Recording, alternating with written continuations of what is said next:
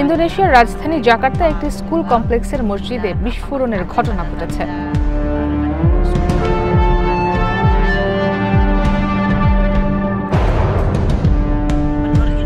শুক্রবার দুপুরে জুমার নামাজের সময় হওয়া বিস্ফোরণে অর্ধশত মানুষ আহত হন।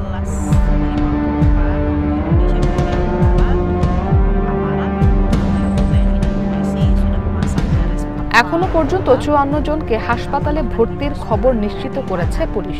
এর মধ্যে অনেকের অবস্থা গুরুতর।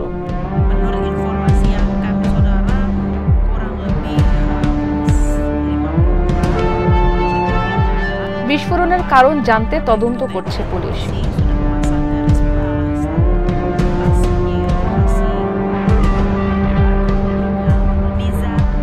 বিস্ফোরণে মসজিদের তেমন কোনো ক্ষয়ক্ষতি হয়নি।